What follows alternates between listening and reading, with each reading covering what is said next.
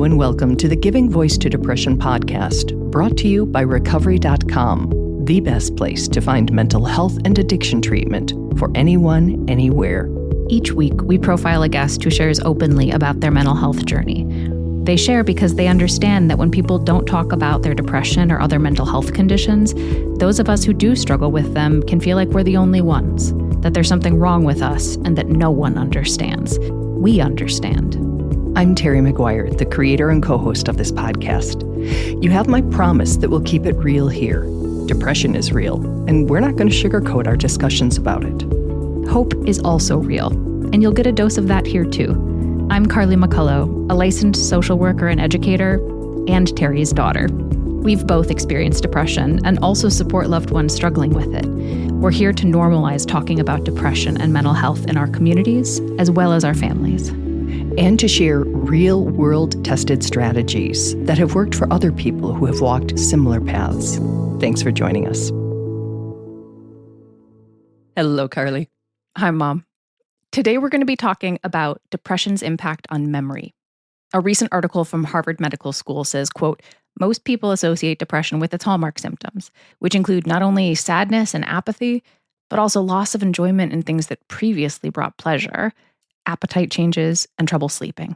But guess what? Memory is often a casualty as well, with research suggesting that having depression increases a person's risk for memory problems. But not all memories, because when does depression play fairly? Turns out the first to fade are recollections of happier times. Quoting neurologist Dr. Andrew Budson from the article, quote, this unlucky phenomenon might make it more difficult to recover from depression, creating a vicious cycle. He says it's hard to remember those happy times and that you can be happy again. I don't know if that worsens depression, but it makes it harder to get out of. It certainly does. And our guest today, Natasha Tracy, knows that reality firsthand. So rather than dive into research findings of reduced hippocampal volume and the like, let's not. We're going to do what we do each week. Ask someone who lives the reality what it's really like. So here is Natasha commenting on her own article on the topic, How Depression Affects Memory, Why You Can't Remember Being Happy.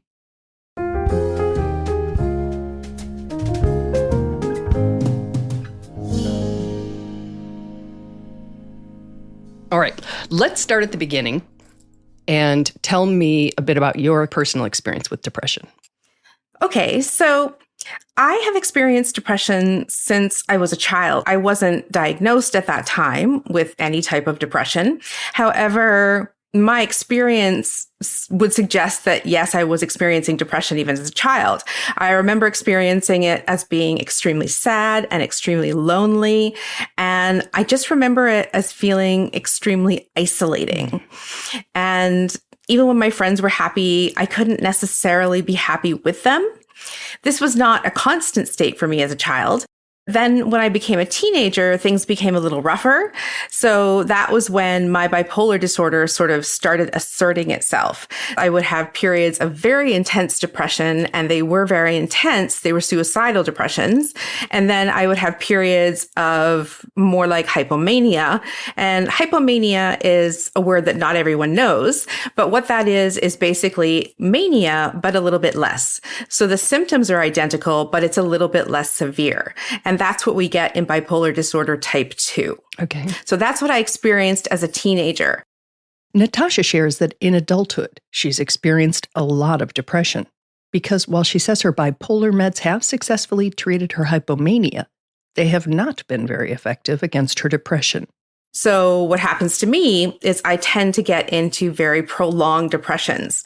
Those depressions take various shapes and forms.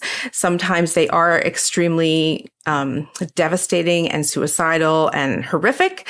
Other times they are more moderate and just ongoing. But it's certainly a lot of depression throughout my lifetime. Is it fairly consistent, or are there periods where you are what the world would call normal? Sure. So when we're talking about bipolar disorder, that's called euthymia. So when you're not in a hypomanic episode or any other type of episode, yes, normal is another word for it. I know we're not supposed to say that, but it is. So I do experience periods of euthymia, but they tend to be brief.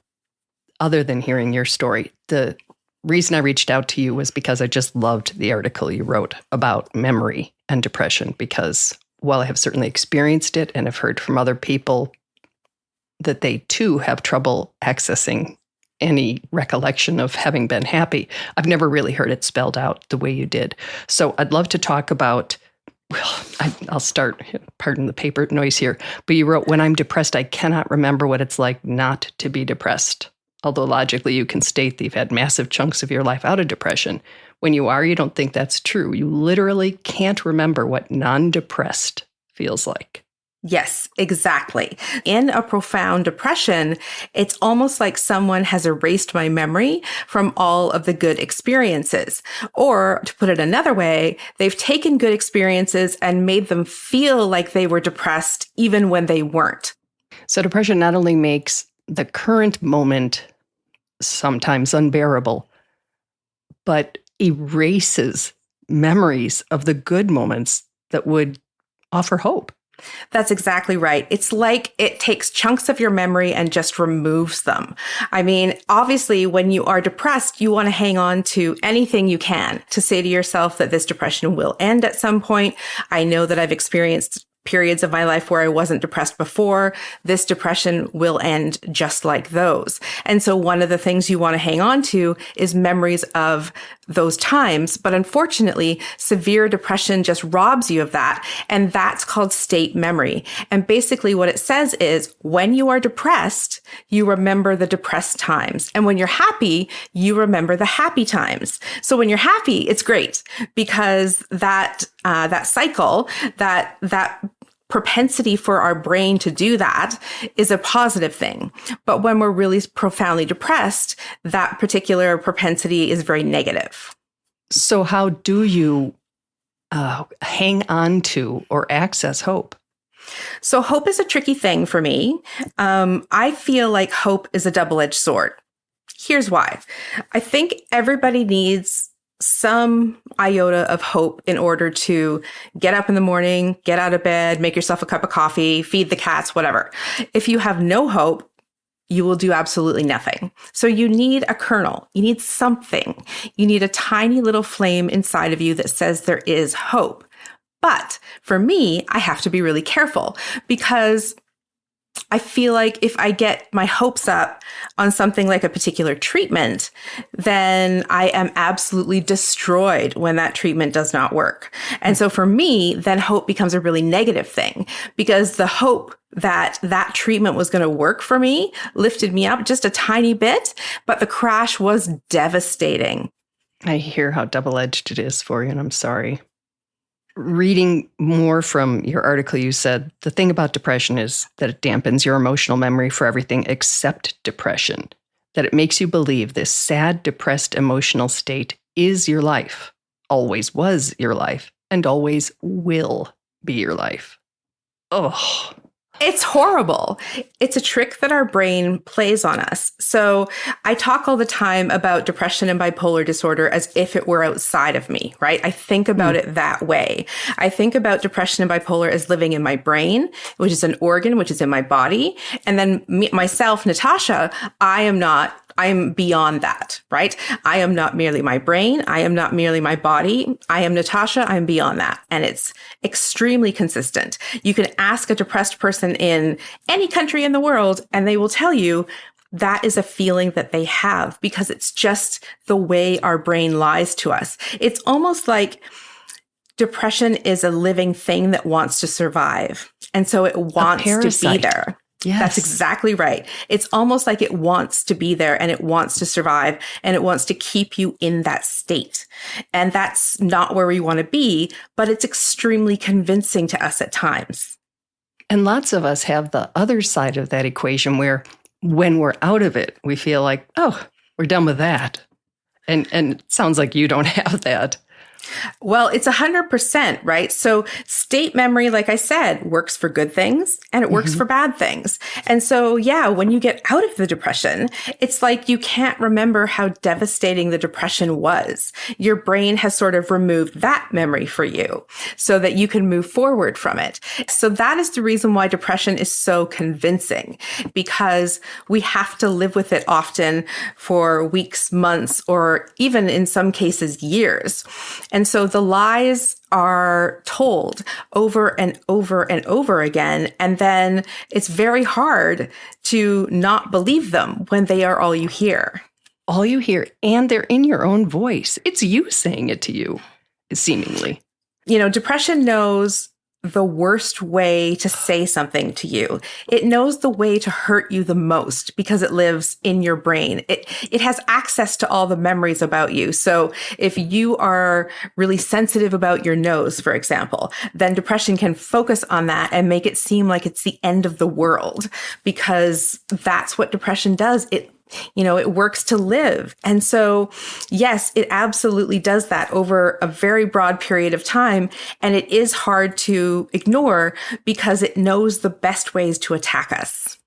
So, of the thousands of articles that you have written, and I'm grateful for them because you're a great resource, what's fascinating to me is the number of comments people make afterwards. And I'd love to read just a couple of them to you. So, Crazy Bean Writer wrote that happy memories are all but erased. All I see is never seeing the light of day again. I have to work extremely hard to conjure up memories of happiness and joyful periods in my life. I make myself sit down and find things that make me smile or made me feel good and put a small dent in the depressive state. It's like what you've written. Depression takes away all that is good and blinds everything else, making it as though sorrow is the only emotion you have. That's exactly right. This person said that they try to get things that will bring them a little bit of happiness, a little bit of a smile, anything that might lighten their mood. And of course, I do recommend that for people. If you're depressed, you don't put yourself in further depressing situations, if at all possible, right? So you don't listen to depressing music. You listen to music that makes you smile, for example. So one other person, Dina Marie, said that because she can't remember one single happy memory and believes when she's depressed that she's never been happy her entire life, she decided to contact family members and friends from her teenage years and ask them to send handwritten letters giving her specific happy memories that they shared. And she can pull those out when she's in a really dark place and read them. And I just think that's a genius hack. I think that's brilliant. I think, when your memory's not working properly, count on other people. And we do that hopefully with depression in other ways as well. So for example, when you can't get to the drugstore to get your medication because you're too depressed to move, hopefully you're counting on other people to get that for you and bring that back to your home. So she's doing exactly that, which is, I know my memory's not working. Let's count on someone's who is. That's brilliant. Past guests have also recommended putting together a box of things that remind you of times you've been happy. Photos, ticket stubs, shells from a vacation, whatever. And pulling them out during really dark times can help remind you of those erased memories. Natasha has another suggestion, one she uses herself and finds really helpful. Record yourself on camera. Nothing fancy, just use your phone. Talking to yourself about yourself. Take some time when you're not depressed and say words to yourself, ideas to yourself, memories to yourself that will evoke the fact that you are not depressed. And there are times when you haven't been depressed, and there will be future times where you are not depressed. So for example, you can sit in front of the video recorder and just say, hello, I know you're feeling really depressed right now. That is very, very real, and I'm sorry for you. But I want you to know that I am sitting here on this very day, sitting in front of the camera, and I am talking to you, and I am doing it while I am not depressed. I promise you, I am not depressed in this moment, and you will get back to this moment and be me again. And when you watch the video that you've recorded when you are depressed, does it help? Do you believe you? So I think that you are the most convincing voice you have. So for example, in cognitive behavioral therapy, we talk back to the depression. That's how I would describe it. And so we use our voice to talk back to the depression, but that's in our head. And that can be more difficult to actually, stay true with, believe, because it's all happening, silently. But when you actually have a video and you can see yourself and you can hear yourself, you know what you need to hear better than anyone else. So as we wrap up, what do you say to someone who is in a place that you know all too well? And maybe they have not yet accessed some of these tools and made themselves a recording, and they're just thinking, I've never been happy. I never will be. Yeah. So I think there are two really key things to do when you are supremely depressed. And the first one is to separate yourself from the depression, like I said. So me, Natasha, I tend to say that I live in my mind and the depression lives in my brain. So I think of it as a mind versus brain dichotomy. So Natasha versus the depression. I tend to think of it that way. And I believe that we all need to make that separation in whatever way makes sense for us. And I believe it's critical. I believe it's critical to fight depression. And I believe it's critical for insight into depression. And then the second thing they need to do is to learn to talk back. So learn to hear the depression voice and then learn to talk back to it themselves. So for example, my brain says to me, you are very depressed. You should kill yourself. But my mind says to my depression, you are lying to me. Yes, I am depressed, but the world would not be better off without me. I know that I want to be here. For example, so your mind can talk back to your brain and say exactly what it needs to say to counter the depressive narrative that's going on.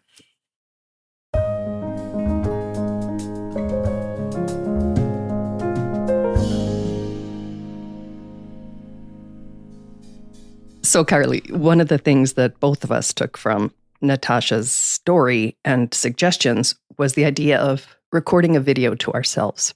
And I know we did it differently, but we both did it. So you want to tell me about your experience? Yeah, so I was really struck by Natasha talking about how we believe ourselves to be the most reliable narrators. And it's so easy when we have depression or are going through a hard time and someone else gives us advice or feedback, you can kind of be like, yeah, but you don't get it. Right. But we do trust ourselves to get it. And when we are in depression, the voice in our head is not just our own, it is also that of depression, which is telling us lies. So I really thought this was a brilliant idea. So I recorded a message to myself for the future. And I felt really different at the end than I did at the beginning of the recording. Interesting. And some of that's because I'm a verbal processor, but I really felt like both the act of saying these things out loud, the externalizing of the things that I was thinking and feeling for a future version of myself, and then some sense of knowing that when future me listens to it, that she's going to trust my voice. Interesting. And so I was like, oh, this is worth it. I can feel it being worth it in the present, and I can hear it being worth it in the future. It was a really interesting experience. And I also, I did it while I was in the car driving. And so sort of to harken back shoulder to shoulder. Some of our previous episodes were, shoulder to shoulder with Right. myself. So rather than needing to sit down and feel like I was doing something like recording a video for social media or something that feels like it's for others, this one really felt like it was for me. What was yours like? Well, I did it video because that's what Natasha suggested. And so I was like, I will do this. I believe that I can tell when I'm getting advice from somebody who has who dips into depression and someone who sort of resides there. I think that the person who lives there understands how it can be difficult to do a video saying, hey, you're great. Don't forget how great you are. You're outstanding. You're funny. You're this, you're that. Because even if I heard it from myself in the midst of depression, I don't know that I'd believe it. So Natasha's suggestion instead was not to say, hey, you're great, but to say, you're not always depressed. That the me recording now is in a better place than the you listening now. And that's how I did it, which I found much easier to do because I didn't have to come up with or summon or maybe if I didn't even believe all the nice things I was saying in the moment. So I was able to say, hey, you are me. And I'm telling you that even though where I am right now is not perfect by any means, it is so much better than where you are. And you'll get here because you're me and I'm here. So I know that. And then I found myself like genuinely feeling compassion for future me. And I was like, hey, I didn't know we were going to have to do this ride again. I didn't know we were getting back on the roller coaster. But apparently, if you're watching this, we are. It's like one of those movies, if you're watching this. For sure. And then I found myself at the very end, I blew her/me a kiss and said, you've got this. Sweet. You've got this. We've got this. We've been here before. We get out. And I like even right now, I have little chills on my arm saying that. I was surprised that I was open to, I don't know, making that as genuine an experience as I'm hoping it will be on the other end. So thanks, Natasha. This tidbit of wisdom from Natasha in so many ways like captures for me the magic of this podcast in that it's a piece of advice that as a social worker, I've never heard before. I've never heard this suggested. This is something that comes from folks with real world experience and is a way to live with depression in all of its shapes and forms. And I do want to share that I feel, hearing you talk about the video you recorded, there's a piece of me as your daughter that feels like, oh, good. Like now I know that we have that in our arsenal. Interesting. For you. We do.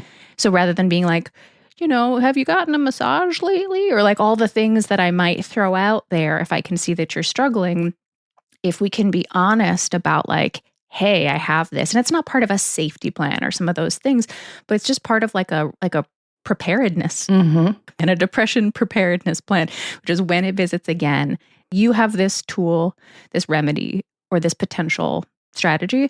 And I also know about it. And so rather than me saying, you want to hear my thoughts on the matter? I can say, go listen to yours. Yeah. And I don't know. I think that feels different. Yeah. This is one of those episodes where I hope that people who don't have depression hear it because I just don't think that like, hey, you have so much to be grateful for would be thrown around as if it is an actual remedy. If they understood, we can't access that. It's not because we don't want to. It's not because we're negative Nellies or Eeyore, that we just sink into this dark thought pattern.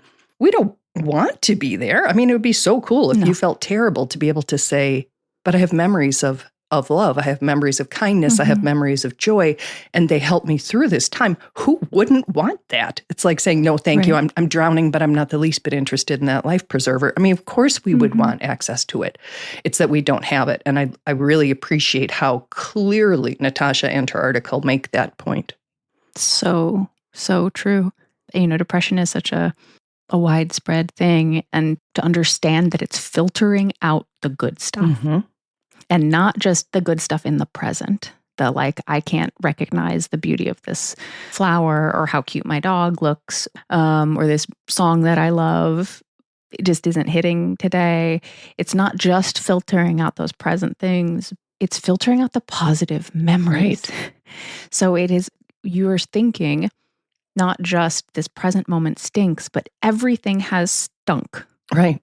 And so that real filter in the present when someone's trying to help you and go, but look at all you have to be grateful for. But look at how beautiful you have a healthy, happy family. That gets bounced out by depression. It doesn't get in. And it can even feel like, you think I don't know that?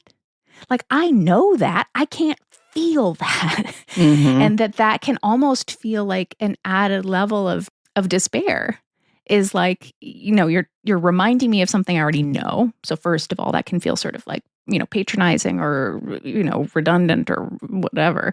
But then it's like, yeah, my part of my brain knows that. And this other thing that's happening in my brain is preventing me from actually feeling and sensing that. And it's so isolating. That experience is so isolating for me. So isolating. It completely separates you from perspective and hope. I mean, just like what other illness, right? You hurt yourself, and then while you're trying to manage and recover from that, your mind is telling you you've never been happy. I mean, it doesn't make things easier. That's for darn sure. So I'll tell you, I mean, I use the word diabolical, and there are all kinds of reasons I probably shouldn't, but I do think of depression as just, if it was made in a test tube, it's like, oh, let's take away, oh, wait, let's take away all good memories.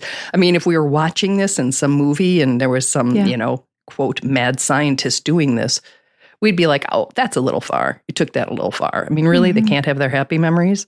But here we are. Yeah. In Harry Potter, the series, in the books, there are these creatures called the Dementors.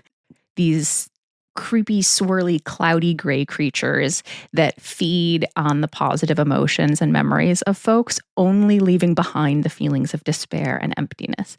And in terms of some pop culture references, I was trying to describe depression to someone this weekend, and I realized that this image came to mind, which is like, what, do you remember the Dementors? Like, that's kind of what depression can do. And I think that the doctor who we quoted earlier, I think he would probably cringe at being compared to the Dementors. But I think that what his research is suggesting is part of that vicious cycle, that when the Dementor leaves you, if the Dementor's depression in this case, it's taken some of those happy memories with them, and maybe not permanently, but it does impede your ability to access those things. And so you and I had been exchanging strategies that we've just developed over the years too. And we're certainly not the only folks that use these, but I do remember at one point I created, you can create albums of photos on your phone. And I created I think it just says happy things. And I put in photos of sunsets and falling in love with my husband and my dog and my friends. And there have been times that I just go like, I don't know what would help. Maybe looking at the folder. Okay, these are each evidence of something good about my life that right now isn't stirring up those good feelings in me, but that's the filter of depression, not the reality. That these things do stir that in me, and I can't access that feeling right now, but I can believe that these things are good, sort of in the same way that Natasha is saying, it's in our own voice. I made this folder of things. This folder of things makes me feel good, and I know that because I made it. Years back when I was in some of the deepest, darkest depression that I've experienced, sort of really acute, one of the things that I did was reach out to, I texted maybe 12 of my girlfriends, and I just said, can you send back 3 or 4 descriptors of me? Because in the same way that depression sort of stole my happy memories, it also was distorting like who I am. Am I anything? It was like stealing my life force in many ways. And so to have a little notes on my phone of like, these people know you. Like, who are people you can ask this to that you trust their answers? And then to go back and go, okay, well, so-and-so says that I'm this, this, and this. So even though the voice in my head is telling me that I'm nothing or worthless or whatever these things are, there is someone that I believe out there does know the real me. And here are some words that she uses to describe me. And that ended up being a really helpful sort of life jacket, to use the metaphor you used before. Like, I was drowning and it wasn't going to totally do the trick, but it was something I could hold on to prevent myself from going under. It was water. It was a pool noodle. I just needed a pool noodle. I'll take any type of flotation device when I feel like I'm in that sinking place. And to have multiple is really key. Right. And we know that at any given time, a tool in our toolkit may or may not work. Yeah. And so it's good to have a lot of them. And that's why I'm so grateful, really, to our every guest, because I've learned so many things. When I'm in it, if I, as you say, you access, A, B, and C, and you go, whoop, they're not working this time. So, how many do I have to try before I get to that? I've got to call my doctor. But at least I recognize it as medical now. So that saves a whole lot of steps that I don't have to go down anymore like I used to. So grateful to Natasha. We will be linking to her website and to the article that we are quoting from or that we were discussing with her. Thank you so much, Natasha, for sharing your story and your tips. And thank you, Carly. Thanks, Mama.